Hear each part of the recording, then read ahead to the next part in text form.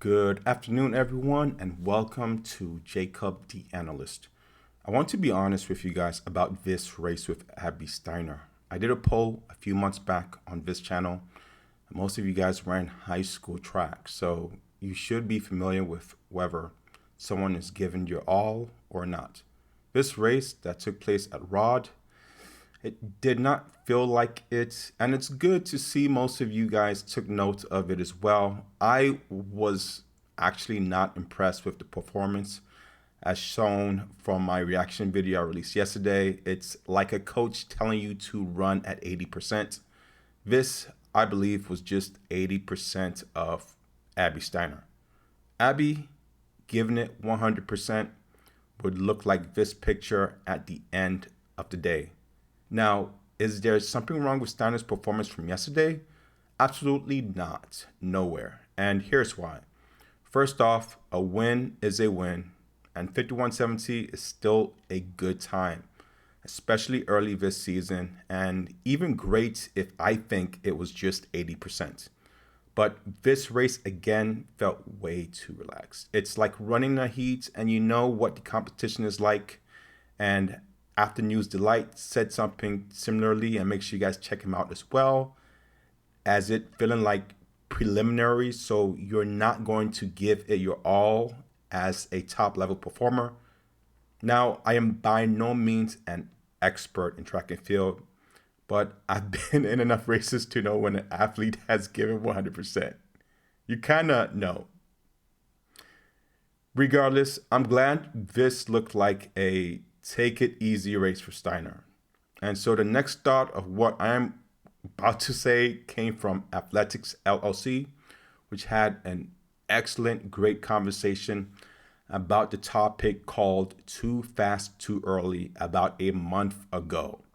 It's an hour and a half conversation about the preparedness and psychology that goes into the sport. And I'll have links to the video below. Now, here's where I play devil's advocate to represent some people out there. So bear with me and listen to this to the very end. My fear coming into this season was her getting hurt and ending up being a one-hit wonder for most of 2023. Because you have to imagine, it's like an athlete's first time on the professional scene, coming out from a long break. They show up to their first event, then that funny thing called adrenaline kicks in.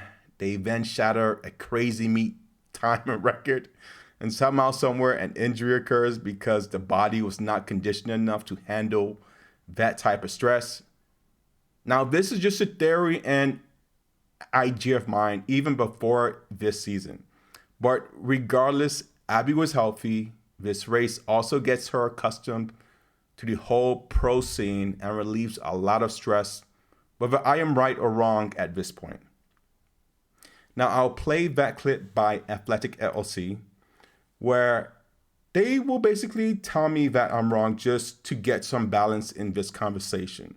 And it's good to get a certain type of discourse going. This particular this particular topic irritates me. Not the fact that we're doing it. I appreciate the fact that we're doing it, but just the typical conversations and the paths that this topic usually goes down really, really bother me. I like the and accept the breakdown, the EP, the context that he put it in at the beginning of this. There is a fantastic clip out there in the internet verse right now, very recently from one of Vince Anderson's clinics, where he said it just about as good as you can. This idea of too fast, too early, it's cowardice. And that's exactly what it is. I co-sign that 100%. And the reason this discussion usually irritates me is the people who are obsessed with the buzzword of peaking are usually people who have never peaked an athlete to any kind of status ever. So I don't have a lot of appetite for that conversation from people that haven't proved that they know what they're talking about. Listen, last I checked, my job is to make people run fast. And if they're going to run fast now, great. Then that means I got 6 months to figure out how to get them to run fast later, faster later. I'm not trying to start it slow just to find out how well it can be later on. I don't get that. If you have properly trained your athletes, and here's the key, properly rested them, then you're going to get the ultimate performance from them at the appropriate time, as long as they're not mental or emotional basket cases. I don't understand the idea of the thought that you, like, the people who think they can hit this thing perfectly on the day because they didn't do blah blah blah blah blah, or I don't get it. I don't get it. And this element is usually comes down into the speed and power events and that whole thing. There's no universe where I've ever woke up and went to an early season meet and was like, okay, we're gonna go out, we're gonna compete, we're gonna try, but not hard enough to be like really good. I don't get that. I got an inter squad meet coming up next week. I want to see PRs. That's what I want to see. I want to see these people run better than they ever have in their life. Do I care if they do in December? No. But we've been working for a long time now, and I want to see the results. Yeah. And based on said results, as we go into the break, I will plot the next thing based on the markers of where we are. Right. And to me, that's all early season competitions are. They're practice with jerseys on. We're going to go to the meet and we're going to work on a thing, and we're going to live with the results. I don't get it. And the idea that we would try not to be fast on purpose early in the year because of some kind of physical burnout. There's no scientific evidence of that, just to be clear. There isn't. And probably the best example of that from last year that guarantee you 60% of the population thought would crash and burn is Abby Steiner. Abby Steiner opened her year with an American record in an off event. And a lot of people are like, well, the crash and burn is coming.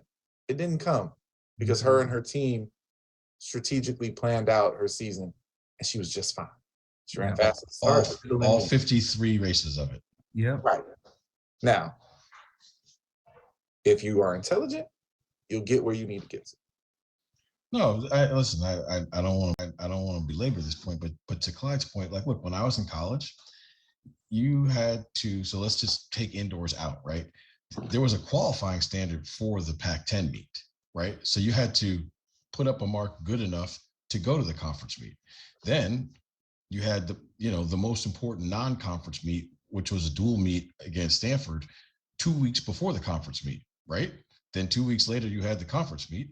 And then 2 weeks later, you had the national meet. All of those meets were important. Like, I mean, one was in April. There was some in May, right? And then the greatest stimuli was in June. But I was going as hard as I could in every one of those scenarios because they were all mandatory, right? But the training around those marks and the rest around those marks is where the creativity and the artwork of being being a maestro, of being a coach is about, right? Like, but at the end of the day, you're doing three things. You're preparing, then you are managing a season, and then you are adapting to stimuli all year. Yeah. I mean, all year. Check out your channel once again. I think it's great. Before I go, just a couple of corrections from the last video of Matthew Ball and Clifford Diggs, Casey Heron on the Clemson Indoor Invitational track. Thank you, Tyrell Johnson, for correcting me there. I hate when I mispronounce one of our athletes in the United States names wrong. One was Ja'Cory Patterson. And I also made a mistake of saying Melissa Jefferson is still at Coastal. She turned pro July of last year, and she's signed with Nike. All right, guys, I'll talk to you later. Have a great day. See you guys later and have a great day.